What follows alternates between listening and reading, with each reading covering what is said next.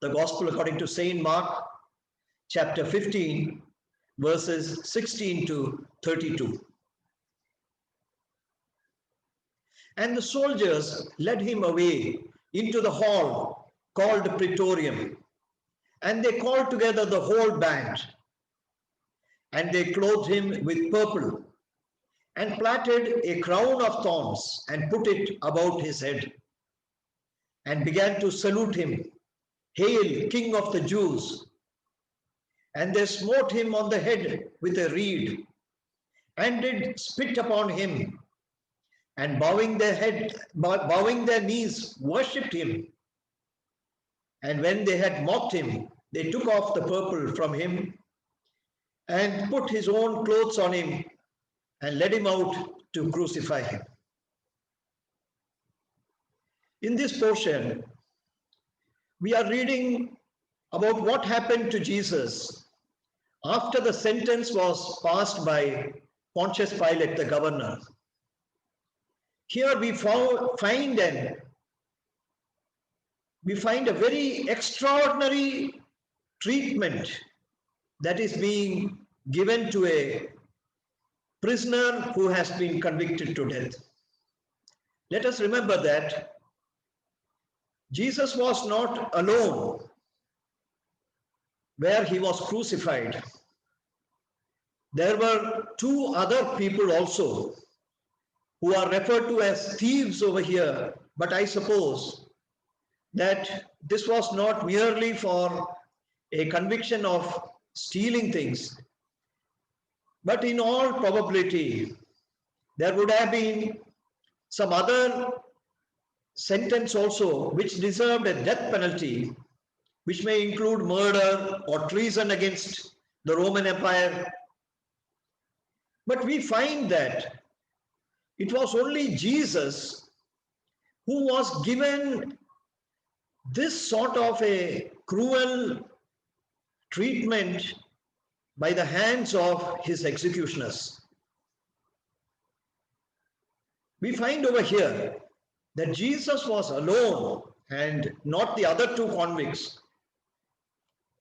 when the soldiers took him into a hall because they wanted a larger place where the whole band of soldiers could come together to torture him. Let us remember that Jesus had been already sentenced to be crucified, and for any prisoner there can be only one sentence of death. It cannot be accompanied by any other physical torture. That is what we find in the system of law which is prevailing even till today. And the Roman government were among the people who initiated the legal system which is being followed in many countries. So definitely, as per their legal system, there would have been no sanction to subject a convict who has been convicted to death to any other physical torture. And here we are finding that the whole band of soldiers were called together to torture Jesus, who had already been sentenced to death by crucifixion. And it was not only physical torture. We find that they tortured him emotionally, they taunted him, they removed every clothing of self-respect that should be accorded to any human being in the way that they treated Jesus Christ. Already there was an injustice which was committed on Jesus by having him whipped, that is scourged by the 40 lashes. And that was done by Pilate, hoping that the crowds who had come would be appeased and that he would not have to pass the sentence of death which he knew was totally unjust. But when the crowds were not satisfied with the punishment of scourging, which left Jesus bleeding, then Jesus was convicted to be crucified also by Pilate. And here we are finding that apart from Pilate, even the ordinary soldiers also are treating Jesus in such a shameful manner. Beloved brothers and sisters in Christ, I would like to share a small experience that I had when I was serving here with the government of India. On some occasions, there was power given to me to arrest people who had committed some crime against the state. And on such an occasion, after arresting the people, they had to be kept in prison till they were produced before a judge. And the whole matter would be tried before the judge. So that means this is a custody of the judge. And to my great surprise, I found that when the prisoners whom I had arrested were taken to the prison to be put in their cells, the jailers and the other authorities in charge of the prison, they would minutely examine the convicts or the people who are accused to see whether there is any injury on their body. And in case there was any injury on the body, the prisoner himself would be asked how he received that injury, whether it was by the officers who had arrested him for the charges under which he was charged. And if the prisoner said that he had the injury in the beginning, then only the injuries would not be recorded. Otherwise, in the prison register, every minute detail of the injuries which are there on the prisoner has to be recorded, because it is believed that once the person has been arrested, then it is the responsibility of the government in power to ensure that the prisoner does not receive more punishment than he deserves. And the authority for punishing a person has been given only to the judge and not to any officer who is dealing with him or any person who is putting him in the prison and the people who are in charge of the prison. And there was another thing which really surprised me, that the jailers and the other authorities of the prison inquired the prisoner whether they had got the opportunity to have food, because in the night after they are put in the prison, they may not be able to get food from the jail, because the food is prepared for the prisoners who have been arrested till the noon. And there is a count of the prisoners, and according to the number of the prisoners only the food is prepared. So if the prisoner has not had the food and we were taking the prisoner in the afternoon, the jail authorities refused to remand or put in prison those prisoners and would tell us to feed those people first or pack some food for them so that they could have at night. So this is the way in which the governments even today, they treat the prisoners so benignly that no prisoner should suffer more than what his crime deserves. No punishment, not a single lash more than what the prisoner deserves to suffer should be borne by him. And that is what the government has to ensure. But here we are finding that Jesus was left to in the hands of the soldiers, and it was just not a few soldiers, but the whole band of soldiers, they came together. And these are battle hardened, tough people. And they started torturing Jesus. And we are seeing how they tortured him. They clothed him with purple because they wanted to mock him. And we may be surprised at why the Gentile rulers, that is the Roman people, they were not Jews.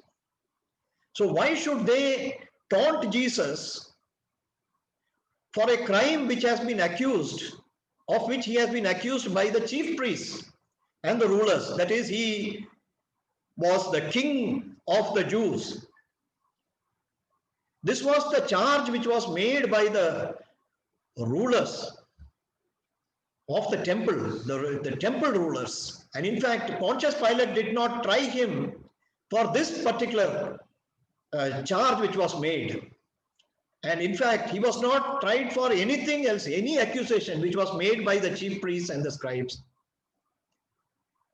And Pontius Pilate, in fact, had convicted him just to satisfy the bloodthirsty mob who had brought Jesus over there. But here we are finding that the Roman soldiers, they were taunting Jesus by calling him as King of the Jews. By this we can know one thing, that the soldiers would have been instigated or probably even bribed by the Jewish leaders to give him this treatment. Because the soldiers don't have anything to do with the religion of the Jewish people. They are Gentiles. And if anything, they were holding the religion of the Jewish people in contempt those days. But here we are finding that the soldiers are behaving as though they are the custodians of the Jewish law. And they were mocking him as the king of the Jews. This word king, this comes from the word Messiah. This comes from the Christ, the word Christ. Because Jesus was known as the Christ, and Christ could mean king. And the Pharisees and the scribes and the chief priests, they were jealous of Jesus because he was respected by the Jews as the Christ or as the Messiah. And that is why they would have instigated the soldiers to treat him cruelly, calling him by the very name which was used by Jews in reverence. And here it is written that they also gave physical assault on Jesus. They put a crown of thorns and put it about his head. We do not hear anywhere in history about any human being who had been treated in such a manner. But here, this was the punishment that Jesus had to suffer because he had come as the Christ. He had come as the King. He had come as the Messiah of the Jews. And it was the will of God that rather than honor the name of King of Jews, which would be used for Jesus, would be used spitefully by those who were in charge of the law of Moses, the highest rulers of the law. They would get Jesus to be insulted by the very name under which he would be saved. He would become a source of salvation, not only to the Jews, but also to the Gentiles. And wherever the gospel would be preached, because salvation is found in none other. Salvation is found only in Jesus. And salvation is found only for those who acknowledge Jesus as their Lord, as their King, as their Messiah, as their Redeemer. But when it was used after Jesus had been sentenced, it was used spitefully and by the very custodians of the law. And here it is written that they smote him on the head with a reed. This reed was first kept in his hand, and he was told that he was portrayed as though he was a king with a scepter in his hand by giving him the reed in his hand. Then the reed was snatched away, and they struck him on the head where the crown of thorns was, so that the blood started rolling, it started pouring out on his face. And here it is written that they also spat upon him and they mocked him. They brought his respect, the sense of self-respect, they brought it to zero. They brought it to nothing by bowing their knees and worshipping him, showing that he is not worthy of any sort of consideration. And here it is written that after mocking him, they removed the purple which they had put in a very ironic way to make fun of him, and they put his own clothes on him, by which means that he was made to be naked on two occasions. One, when they removed his clothes to put on the purple robe, and another time when they removed the purple robe to put on back his own clothes.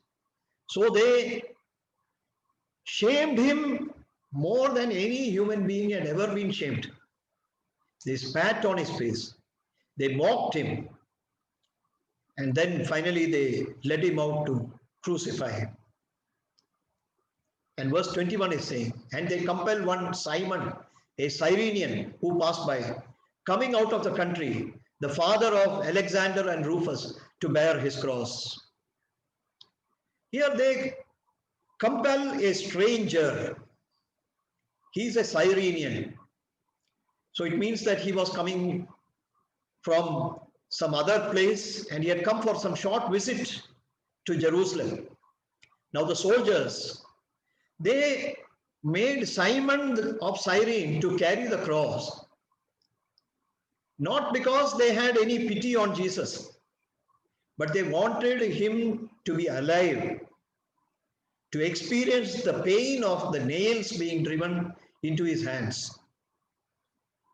They were making him to bear the cross, and he fell down several times on the way because he was weak from the bleeding after the treatment that he had received. The scourging, the 40 lashes that he had received had left him bleeding, and because of the loss of blood, on two occasions he fell down because he could not bear the weight of the cross. He was made to bear the weight of the cross, carry it to the place of execution. And they were afraid that Jesus would die on the way, and therefore they made a stranger to bear his cross. Beloved brothers and sisters in Christ, even though Simon, he never knew Jesus as per what we have read till now, he was a stranger to the covenant, but yet he got the honor of bearing the cross of the King of Kings, the Lord of Lords, the God of Israel and the whole world, the Savior of the entire mankind.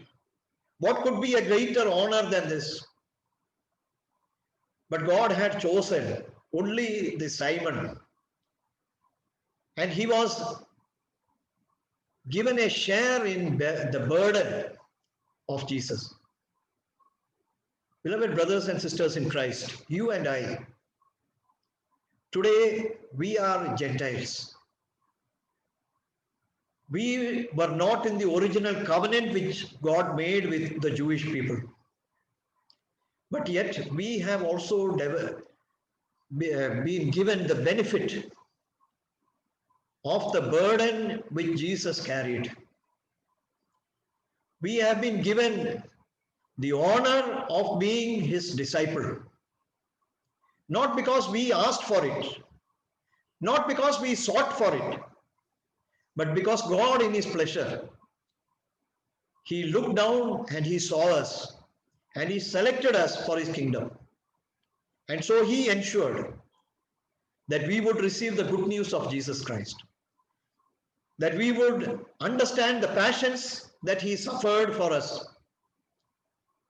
and believe with our heart that those sacrifices which Jesus made, even the sacrifices of his own life on the cross at Calvary, God gave us the faith to believe that it was for us. And when we realized that we were sinners and we were convicted in our heart that we were responsible because it was due to our sins that Jesus suffered for us. When we were convicted by that, we confessed our sins and we believed in Jesus Christ as our Lord and King. And so the burden which Jesus bore became a part of us also. And today also, when we carry the gospel anywhere, we are bearing the burden of the cross by telling about how Jesus suffered for the sins of mankind. We bring the good news to people who never hear about it. And that is the way in which we share the burden of the cross along with Jesus. And that is the will of God. And we read from verse 22. And they bring him unto the place Golgotha, which is being interpreted the place of a skull. And they gave him to drink wine mingled with myrrh, but he received it not. And when they had crucified him, they parted his garments, casting lots upon them, what every man should take. And it was the third hour, and they crucified him. And the superscription of his accusation was written over, the King of the Jews. And here we come to the part where Jesus was crucified. They brought Jesus to Golgotha, which is by interpretation meaning the place of a skull. Indeed, the cross of Jesus was raised in Golgotha, the place of the skull, so that life may come into our bones, so that life would come into we who were dead and who had become skull and bones. And Jesus was asked to drink wine mingled with myrrh, because it was believed that wine mingled with myrrh would make that person insensitive to the physical sufferings. But here it is written that Jesus did not receive it. Jesus wanted to complete the mission which the Father had given. And the mission which God the Father had given was that he should suffer for the sins of the entire mankind.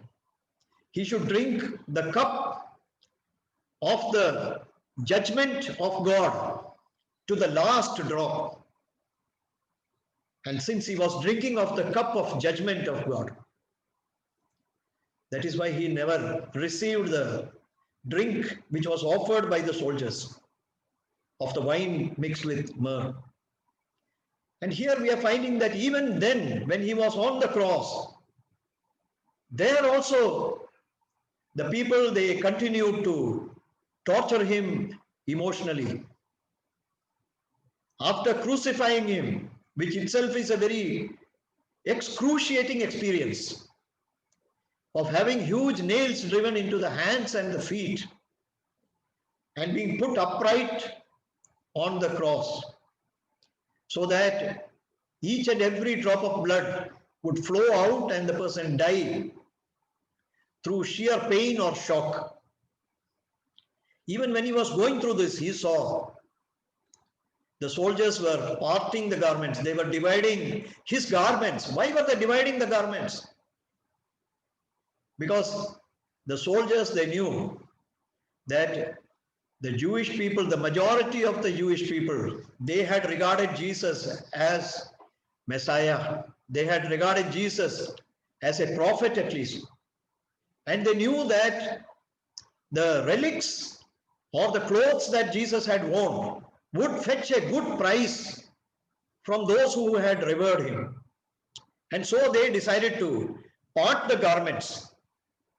And since there were more than one person, there was no way in which they could divide the garments. So they started casting lots, and by gambling for the clothes, they started dividing the clothes of Jesus. And here it is written that it was the third hour when they crucified him.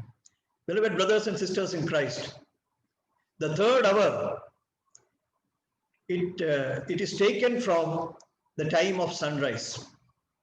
Normally the sun rises in every country around 6 a.m. and the third hour would signify, say 9 o'clock, 9 a.m. Jesus was crucified at that time. And the accusation which was given for Jesus has been mentioned over here. Normally when a prisoner is executed by crucifixion, the Romans would write the charge on top. Here they had no other charge to write except that he was the king of the Jews, which is not an offense by any means. In fact, that was the truth. He indeed was the king, but he was rejected by those whom he came to rule. He indeed is the king who is going to come again. And this time he will be coming to the kingdom that has been prepared for him by God our Father. And he shall rule in the throne of David for 1,000 years. But here he had to suffer.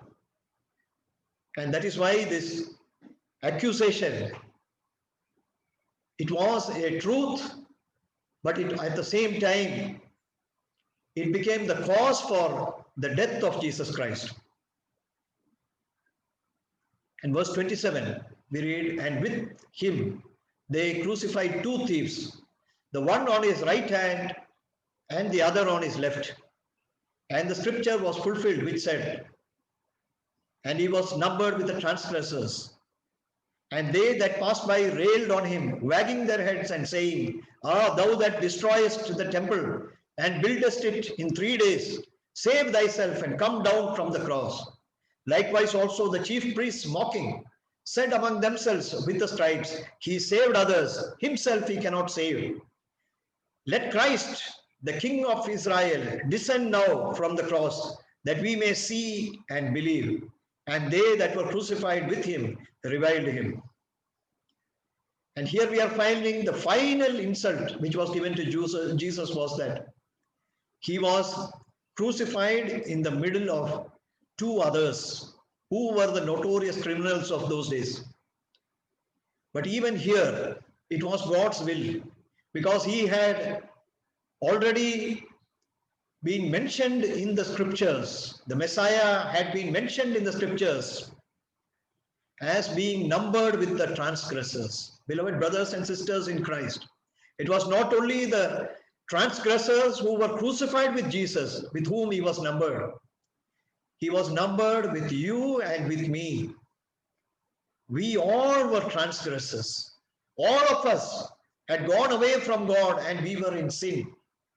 But Jesus, he came, he was numbered with us during the census which was made by Augustus Caesar. He was numbered with the transgressors. He was numbered in the human race so that he could take our place. He became the only person who was chosen by God to take our place on the cross. And here it is written that the religious leaders and the people who passed by, they mocked him, because this was the place where Jesus was crucified. This was close to a main road, and people could look up and see Jesus hanging on the cross on that mount. And they who passed by, they mocked him, it is written here. And they made false charges even when he was hanging on the cross, that Jesus had said that he would destroy the temple. When we know very well what Jesus was speaking was about his own body and not the temple which the Jews came to worship. But here they threw all those charges against him, even when he was dying, and said that you had claimed that you would destroy the temple and build it in 3 days. And they were telling that you come down and save yourself. They were mocking him. They were challenging his power, even though he had demonstrated clearly to each and everyone what is the great power and great authority that he had by healing the sick, by cleansing the lepers, by driving out the demons, delivering people from the possession of demons, by raising people from the dead. Even then, people were not convinced. And those who were not convinced, they were challenging Jesus to show another miracle so that he could prove that he is indeed the Christ. And here we are seeing foremost among the people who were mocking were the very religious leaders who should have identified the Christ. They should have identified the Messiah because they were experts in the law. And Jesus had fulfilled everything, including the prophecy where he was numbered with the transgressors. Still, they did not recognize it. And they, instead of identifying him to the masses, they were challenging Jesus and saying that they were challenging Jesus to come down from the cross so that he could show to them that he is indeed the Christ and the King of Israel. And here it is, a strange thing is also mentioned, that those who were crucified with him also reviled him. Those who were crucified along with him, why did they revile him? They were reviling him because they were sentenced probably a few days earlier, because they had to be hung by the side of Jesus as a symbol that he was a criminal. If Jesus had not been there, maybe they would have been left alive for a few more days. And that is why they were reviling him, they were cursing him. But as we read the later gospel accounts, of the other gospel accounts, we see that one of them, he repented, and indeed when he accepted Jesus as the Lord, he was promised that he would be with Jesus in paradise that very day. Beloved brothers and sisters in Christ, those who are the enemies of Jesus Christ also are given an opportunity that if they look upon Jesus and trust upon him and accept him as their Lord, they are given the guarantee that they can be in paradise.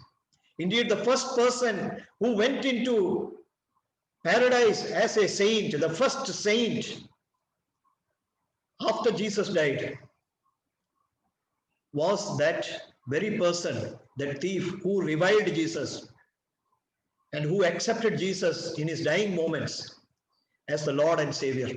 By this, it is proved to us that God is expecting nothing more from us, not a great performance of holy deeds, but what he expects is that we should recognize Jesus as the payment for our sins.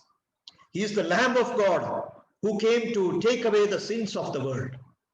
When we recognize him as the Savior, when we recognize him as our own personal Lord and Savior, we are given the guarantee by Jesus himself that we shall be in paradise with him. Hallelujah. This is the promise which is given to every believer. Amen. Let us pray. Heavenly Father, we thank you for this word, O Lord. Father, we pray for all those among us who are in a state of sin, O Lord.